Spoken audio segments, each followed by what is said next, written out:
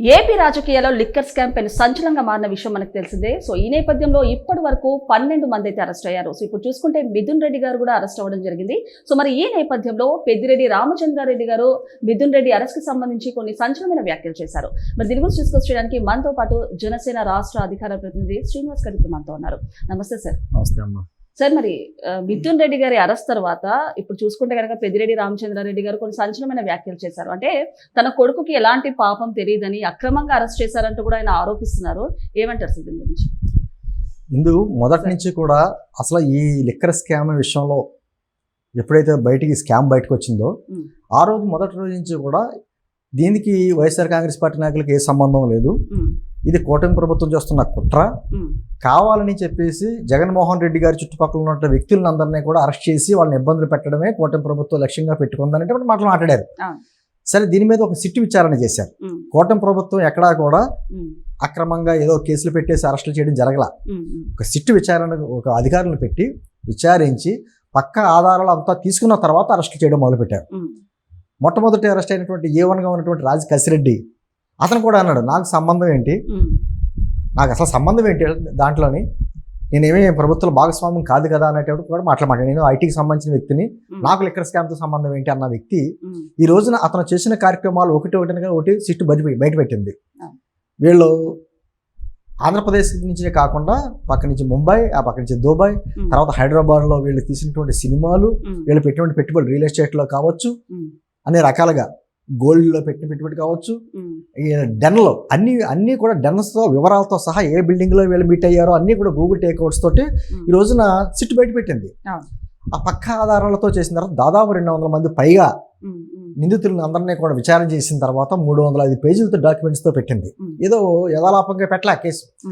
దాదాపు 3,500 కోట్లు అని చెప్పేసి అధికారుల లెక్క ప్రకారం. సార్, ఇంకొకటి తనకి ఎలాంటి సంబంధం లేదు మిథున్ రెడ్డికి అంటున్నారు. అంటే అంతకుముందు చూసుకుంటే ఒక్కొక్కరిని స్వయంగా ఇంటికి పిలిపించుకొని మాట్లాడుకున్నారు. అండ్ బెయిల్ ఎందుకు రద్దు చేయలేదంటారు? అదే ఇప్పుడు ఎలాగే వచ్చిందంటే మిథున్ రెడ్డి గారు ప్రస్తావన వచ్చేటప్పటికి నాకు సంబంధం ఏంటి, నేను ఢిల్లీలో ఉండే వ్యక్తిని ఎంపీగాను, ఆంధ్రప్రదేశ్ ప్రభుత్వం తీసుకున్న నిర్ణయాలతో నాకు సంబంధం ఏముంటుంది, నాకు అసలు ఎందుకు ఎలా ఇన్వాల్వ్ అవుతాననే మాట్లాడాడు.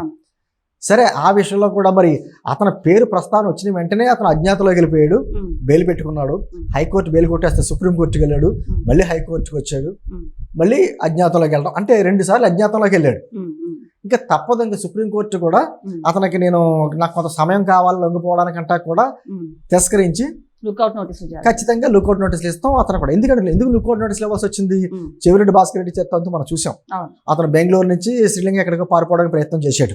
ఓ పక్క నుంచి మాకు సంబంధం లేదు అనేటువంటి ప్రగల్భాలు పలుకుతేనే మరి ఎందుకు పారిపోవాల్సి వస్తుంది, ఎందుకు అజ్ఞాతంలోకి వెళ్ళిపోవాల్సి వస్తుంది అని అంటుంది.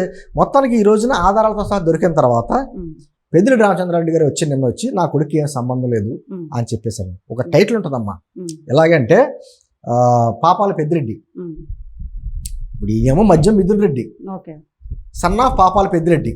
ఎందుకు అంటున్నాను అంటే కూటమి ప్రభుత్వం వచ్చిన తర్వాత ప్రజల దగ్గర నుంచి అనేక రకాల వినతులు తీసుకున్నప్పుడు ఎక్కువగా వచ్చినటువంటి కేసులు ఎవరి మీద ఉందంటే పెద్దిరెడ్డి రామచంద్రారెడ్డి మీదే.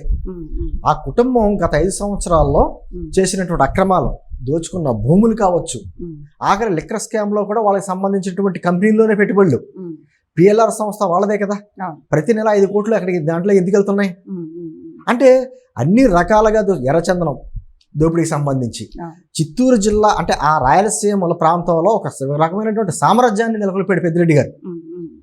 అంటే మమ్మల్ని ఎవరు ఏం చేయలేరు, 1000 కోట్లు సంపాదించేసాం అనేటువంటి మాట. మొదట్లో మిథున్ రెడ్డి గారి మీద ఆరోపణలు వచ్చినప్పుడు ఆయన బాత్రూంలో కాలు జరిపడి కూడా మనకు గుర్తుంది. అప్పుడు కూడా ఈయన ఏం చెప్పాడు, మిథున్ రెడ్డి నా తండ్రి బాత్రూంలో కాలు తీర పడిపోయాడు, అనారోగ్యంతో ఉన్నారు కాబట్టి అతను చూసుకోవాల్సిన బాధ్యత నాదే అంటే ఇంకెవరో పాప ఎవరో పేద కుటుంబం నుంచి వచ్చినట్టు చెప్తారు చూసారా, ఇంకా మనుషులు ఎవరో లేనట్టుగా అతను చూసుకోవాల్సిన బాధ్యత నాదే, నాకు బెయిల్ ఇవ్వండి అన్నాడు. నాకు అనుమానం వచ్చిందమ్మా, నిన్ను అరెస్ట్ చేసిన తర్వాత మళ్ళీ పెద్దిరెడ్డి రామచంద్రరెడ్డి గారు ఎక్కడన్నా బాత్రూంలో కాలు తీర పడతాడేమో, మళ్ళీ దాని వంక పెట్టుకుని వీళ్ళు మళ్ళీ బెయిల్ అడుగుతాడేమో అని. కానీ పాపం అర్థమైపోయింది, సీన్ అర్థమైంది, ఖచ్చితంగా నా కొడుకు దొరికాడు. దాన్ని ఏ విధంగా సమర్థించుకోవాలో తెలియని పరిస్థితుల్లో అతను బయటకు వచ్చేది మాట్లాడుతున్నాడు. కానీ పాపాలన్నీ ఏది 1 రోజు 2 రోజులు కానీ ఖచ్చితంగా టైం వచ్చినప్పుడు అన్ని బయటకు వస్తాయి కదా.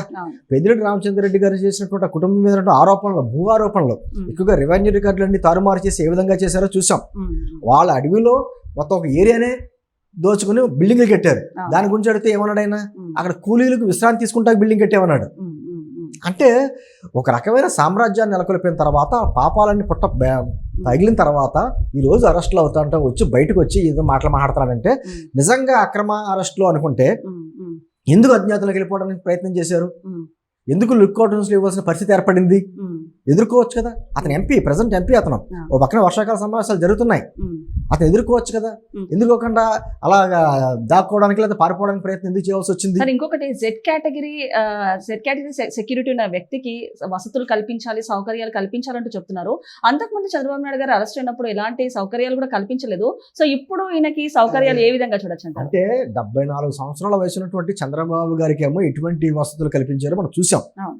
దోమలు కొడుతున్నా కూడా అంటే అప్పుడు కొడాల నాన్నగారు ఏమి ఇచ్చాడు స్టేట్మెంట్, ఉమ్, జైల్లో దోమలు కొట్టకపోతే రంభావరాసి మేనకలు కొడతారా అన్నాడు ఆయన. ఉమ్, అంత వెటకారంగా ఉమ్, ఆ డ్రోన్స్ తోటి ఆ central jail, Rajahmundry central jail చుట్టూ తిప్పారు. ఉమ్, ఉమ్, కనీసం అతనికి ఆ వయసులో ఉన్న వయసును కూడా గుర్తించకుండా, పైగా అతను మాజీ ముఖ్యమంత్రి, ప్రతిపక్ష నాయకుడు, ఉమ్, ఆ కొన్ని సదుపాయాలు ఉంటాయి, అది కూడా లేకుండా వెస్టర్న్ కమ్యూనిటీ కూడా ఇవ్వకుండా ఇన్ని రకాల ఇబ్బంది పెట్టారు, అన్ని రకాలుగా ఇబ్బంది పెట్టారు. ఉమ్. ఈ రోజు వచ్చేటప్పటికి ఆ లిస్ట్ చూసారా, ఇంటింటి భోజనం, తర్వాత ఏమో ప్రోటీన్ పౌడర్ ఒకటి. 3 సార్లు కాబట్టి 4 సార్లు మిలాఖత్తులు, ఉమ్, లాయర్ ఉండాలి, ఒక సహాయకుడు ఉండాలి, ఉమ్, అటెండర్ ఉమ్, ఉండాలి, రోజు పేపర్లు కావాలి, ఉమ్, ఉమ్. ఇన్ని Walk-ins. రకాలవంటి. అది అంటే ఏమైపోయిందంటే వీళ్ళందరికీ కూడా ఉమ్, అంటే ఏమైపోయిందంటే డబ్బున్న వాళ్ళకి జైలు కూడా ఒక అత్తర్లు అయిపోయింది. ఉమ్, ఉమ్. ఇది మిథున్ రెడ్డి గారి కోరికలు, ఆ కోరికలు కూడా నెరవేర్చింది. అవును. ఇప్పుడు రేపు పొద్దున్న జగన్మోహన్ రెడ్డి గారిని అరెస్ట్ చేశారనుకోండి, ఆయన ఏమడుతాడంటే నాకు తాడేపల్లి ప్యాలెస్లోనే ఉంటాను నేను, నాకు అదే కారాగారంగా మీరు అనుకోండి అంటాడు ఆయన. ఉమ్, అంటే అక్కడ అన్ని సదుపాయాలు ఉంటాయి కదా. అంటే ఏమనుకుంటున్నారంటే వీళ్ళు మా దగ్గర విపరీతమైన సొమ్ము ఉంది, ఉమ్, ఉమ్, ఏం చేసినా ఢిల్లీ స్థాయిలో పెద్ద స్థాయిలో లాయర్లను పెట్టుకోగలం, ఉమ్, ఉమ్. ఒకరోజు కాకపోతే రేపైనా బయటకు వస్తుంది. ఏమన్నాడంటే సజ్జల రామకృష్ణారెడ్డి గారు మనం మాట్లాడతా, ఏమవుద్ది మహా అయితే ఒక 50 రోజులు 60 రోజులు జైల్లో ఉంటారు, అంతకుమించి ఇంకేం జరుగుద్ది అన్నారు. ఆయన నాయకుడు కూడా అదే మాట మాట్లాడాడు, మహా అయితే అరెస్ట్ చేస్తారు, నేను లేనా 16 నెలలు జైల్లోని. సార్ అంత ఈజీయా సార్? ఇంత పేదల ఆరోగ్యంతో ఆడుకున్నారు, ఇంత ఈజీగా మాట్లాడుతున్నారు, అక్రమాలు చేసి, ఏమంటారు సార్? అంటే ఒకటమ్మా, అంటే గతంలో జరిగినాయి వాళ్ళకి, ఉమ్, ఎప్పుడు అలా జరుగుతాయని అనుకున్న భ్రమల్లో ఉన్నారు. ఉమ్, ఈ రోజు నేను చాలా మనం అభినందించవలసింది ఎవరంటే సిట్ అధికారులని. ఉమ్, చాలా వేగవంతంగా దర్యాప్తు సంస్థలు, ఎందుకంటే ఆ విచారణకు చేయడంలో కూడా ఎన్నో ప్రెషర్స్ ఉంటాయి వాళ్ళకి, అవును. అందులోనే హై ప్రొఫైల్ కేసు ఇది. ఉమ్, ఉమ్, ఉమ్, అందుకని వాళ్ళు ఎంత ఒత్తిళ్లు తట్టుకుని కూడా ఉమ్, వాళ్ళు టెక్నికల్గా ఎన్ని ఎవిడెన్స్ తీసుకోవాలి అన్ని ఎవిడెన్సెస్ పెట్టి ఉమ్, ఈరోజు కోర్టుల ముందు ఉమ్, పెట్టినాయి. ఉమ్. అంటే అడుగుతారు, అప్పుడు ఎవరైనా అడుగుతారు. కానీ ఇదో పెద్ద ప్రశ్న మీరు అడిగింది, అంటే కేవలం అధికారంలో ఉన్న వాళ్ళకి, డబ్బున్న వాళ్ళకి ఈ సదుపాయాలా? ఉమ్, మరి జైల్లో చాలా మంది ఉంటారు కదా, అవును, అండర్ ట్రయల్స్ చాలా మంది ఉన్నారు కదా, వాళ్ళందరికీ సదుపాయాలు కల్పిస్తారా అవును, అవును. అనేటువంటి మాటలు కూడా వస్తాయి. సరే, ఏదేమైనా న్యాయస్థానంలో తీసుకున్న నిర్ణయం, ఉమ్, ఉమ్, జైలర్ గారు వాళ్ళు తీసుకున్న నిర్ణయం కాబట్టి మనం అంతకుమించి మనం ఏం మాట్లాడటానికి లేదు. ఉమ్, కాకపోతే ఏంటంటే క్వశ్చన్ వస్తుంది, అవును. గతంలో ఎందుకు జరగలేదు, గతంలో ఇటువంటి తీర్పులు రాలేదు, ఉమ్, ఏది నేను ఏమంటానంటే మొత్తానికి పెద్దిరెడ్డి రామచంద్రరెడ్డి గారు ఉమ్, ఎన్ని మాటలు మాట్లాడినా, ఎన్ని ప్రగల్భాలు పలికినా, ఆయన దగ్గర ఎన్ని వేల కోట్లు ఉన్నా కూడా ఉమ్, తప్పు చేసినప్పుడు శిక్ష అనుభవించి తప్పదు. ఉమ్, ఒక రోజు ముందు వెనకాల లేటు. ఉమ్, మిథున్ రెడ్డి గారు ఉమ్, మొత్తం ఈ మధ్య వెనకాల ప్రధాన సూత్రధారి.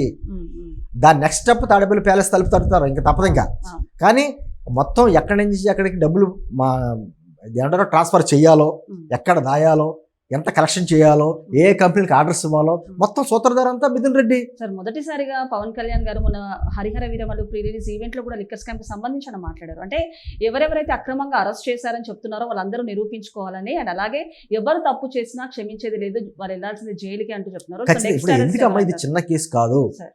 దాదాపు 3,500 కోట్లు అన్నది ప్రభుత్వ లెక్క ప్రకారం. ఉమ్, మనమేమంటున్నామంటే ఉమ్, కనీసం బిల్లులు ఏ బిల్లులు కూడా లేకుండా ఉమ్, మద్యం తయారీ కేంద్రం నుంచి డైరెక్ట్ గా షాపులకి వెళ్ళిపోయినాయి కొన్ని. అవును. అట్లా బిల్లు ఉండవు, ఏ బిల్లు ఉండవు, ఉమ్, అవి కొన్ని వేల కోట్లు. ఉమ్, ఢిల్లీ లిక్కర్ స్కామ్ లో ఉమ్, ఢిల్లీ ముఖ్యమంత్రి గారు, ఉప ముఖ్యమంత్రి గారు, ఇక్కడ బీఆర్ఎస్ నాయకురాలు కవిత, వీళ్ళందరూ రాష్ట్రీయ జైల్లో ఉన్నారు కదా, ఉమ్, తిహార్ జైల్లో కూడా ఉన్నారు కదా. ఉమ్, మరి అటువంటిది దానికంటే 10-15 రెట్లు పెద్దైనటువంటి కేసులో ఉమ్, ఎందుకు అరెస్టులు అవ్వరు? ఉమ్, ఖచ్చితంగా ఇది కొన్ని వేల మంది జీవితాలతో ఆడుకున్న కేసు ఇది. ఉమ్, ఎంతో మంది అనారోగ్యానికి పాలయ్యారు, ఉమ్, కిడ్నీలు పాడైపోయినాయి, ఉమ్, అన్ని రకాలుగా చేసి కూడా మద్యపాన నిషేధం చేసి మరీ మాత్రమే ఓట్లాడుతానన్న వ్యక్తి ఆ మద్యంతో ఎంత వ్యాపారం చేశాడో ఈరోజు బయటకు వస్తుంది. సార్ ఇంకొకటి, వీళ్ళు సీక్రెట్ గా మీటింగ్లు పెట్టుకొని ఇదే లిక్కర్ తాగారంటారా, లేకపోతే ఫారెన్ బ్రాండ్స్ తాగారంటే వార్తలు వినిపిస్తున్నాయి.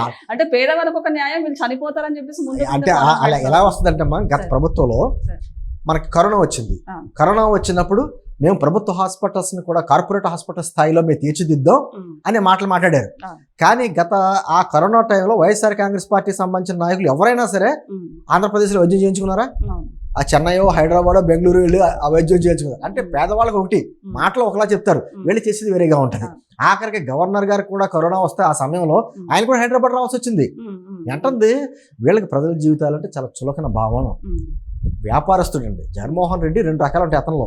ఒకటి రాజకీయవేత్త కాదు అతను, వ్యాపారవేత్త, 2 ముఠానాయకుడు. అయ్యే కార్యక్రమాలు చేస్తున్నాడు ఆయన. సో ఇంకొకసారి ఇప్పుడు ఫైనల్ గా ఉచ్చు అయితే జగన్మోహన్ రెడ్డి గారి చుట్టూ అయితే బిగుస్తుంది. మరి ఇప్పుడు జగన్మోహన్ రెడ్డి గారు ఢిల్లీకి అయితే వెళ్ళనున్నారు.